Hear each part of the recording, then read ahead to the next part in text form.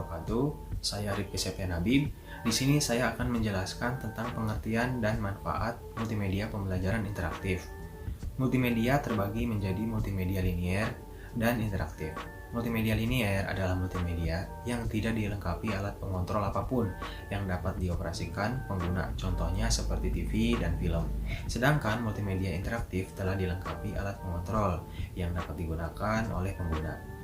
Dari penjelasan tersebut dapat diartikan bahwa multimedia pembelajaran interaktif adalah seperangkat hardware maupun software berbasis teknologi digital yang digunakan dalam satu kesatuan untuk menjabarkan pesan informasi dan menciptakan komunikasi aktif dua arah yang bertujuan mempermudah proses pembelajaran, baik penyampaian materi, praktik, hingga penilaian pembelajaran. Multimedia pembelajaran interaktif terbagi menjadi 3 jenis. Yang pertama, multimedia pembelajaran berbentuk audio, contohnya radio edukasi Kemendikbud, rekaman cerita wayang atau sejarah, dan yang lain-lain. Kemudian yang kedua, media pembelajaran berbentuk visual, contohnya seperti Google Classroom, Edmodo, Anatomy Illustrator, dan yang lain-lain. Dan yang terakhir, media pembelajaran berbentuk audio visual, contohnya seperti Zoom, Google Meet, dan yang lain-lain. Manfaat dari multimedia pembelajaran interaktif yaitu membuat proses pembelajaran lebih menarik, mengurangi jumlah waktu pembelajaran, meningkatkan kualitas belajar siswa, menumbuhkan minat dan motivasi belajar siswa, meningkatkan efisiensi waktu, memfasilitasi siswa belajar, dan juga lebih memudahkan siswa untuk memahami konsep. Sekian yang bisa saya sampaikan terkait materi. Terima kasih banyak.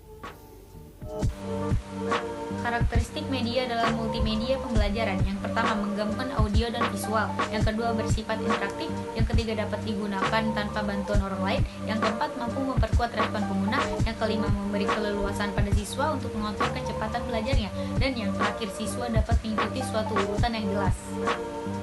Lalu selanjutnya saya akan menjelaskan tentang format multimedia pembelajaran. Tutorial format sajian ini merupakan multimedia pembelajaran yang dapat penyampaiannya tuh materialnya dilakukan secara tutorial sebagaimana layaknya tutorial yang dilakukan oleh guru atau instruktur. Yang kedua, simulasi multimedia pembelajaran dengan format ini mencoba menyamai proses dinamis yang terjadi di dunia nyata, misalnya untuk mensimulasikan pesawat terbang di mana pengguna seolah-olah melakukan aktivitas penerbangan pesawat terbang. Yang ketiga, drill and practice. Format ini digunakan untuk melatih pengguna atau user sehingga mempunyai kemahiran di dalam suatu keterampilan atau memperkuat penguasaan terhadap suatu konsep. Yang keempat, percobaan atau eksperimen. Format ini mirip dengan simulasi, namun lebih ditunjukkan pada kegiatan-kegiatan yang bersifat eksperimen seperti kegiatan praktikum di laboratorium IPA, biologi, atau kimia. Yang kelima, bentuk permainan yang disajikan di sini tetap mengacu pada proses pembelajaran dan program multimedia berformat ini diharapkan terjadi aktivitas belajar sambil bermain. Kualitas pembelajaran. Kualitas dapat dimaknai dengan peningkatan mutu dan efektivitas. Secara definitif, efektivitas diartikan sebagai tingkat keberhasilan untuk mencapai tujuan.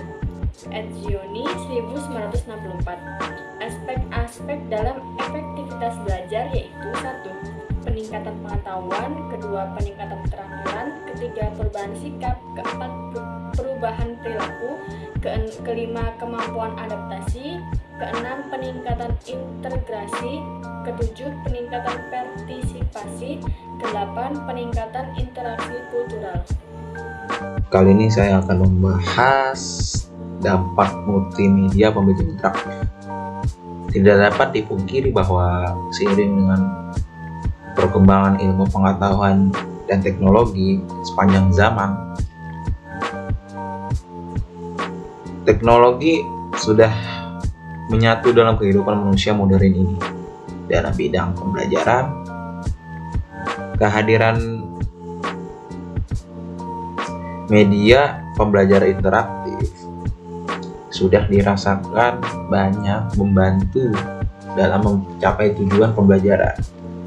Dalam era teknologi dan informasi ini, pemanfaatan kecanggihan teknologi untuk kepentingan pembelajaran interaktif bukan hal yang baru. Salah satu media pembelajaran yang akhir-akhir ini sering penggeseran peran seorang guru adalah teknologi multimedia yang tersedia melalui perangkat komputer maupun internet.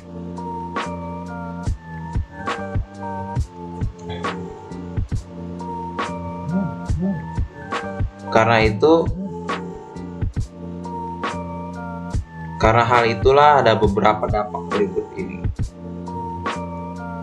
1. Belajar lebih bersifat aktif. Tentunya ini juga bagus untuk siswa. Kolaboratif, maksudnya tidak hanya satu arah, tetapi guru dan siswa sama-sama aktif dan terkondisikan dalam konteks dunia real, maksudnya menyesuaikan kondisi dinamis sesuai perkembangan zaman.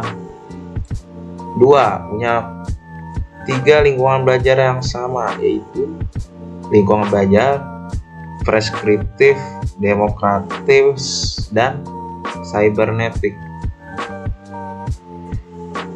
Pembuatan desain pembelajaran multimedia dibuat berdasarkan besar kecilnya kontrol atau pengendalian kondisi siswa atas pembelajarannya. Jadi dengan teknologi kita dapat mudah mengetahui sejauh mana pembelajaran berjalan, apakah lancar atau tidak. Berkaitan dengan umpan balik, balik lagi ke seperti dampak ke 1 harus ada, karena semuanya aktif, berperan dan berkontribusi dalam suksesnya pembelajaran, maka pasti ada umpan balik. Umpan baliknya bisa siswa semakin percaya diri dalam mengikuti pembelajaran. Multimedia seolah-olah bersifat isolatif, padahal dapat diatasi dengan beberapa cara, sehingga siswa mempunyai kontak atau hubungan langsung dengan siswa lainnya. Karena ada pengaruh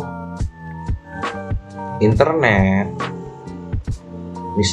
misalnya aplikasi seperti WhatsApp, Zoom, itu bisa diakses dengan mudah dan gratis tentunya,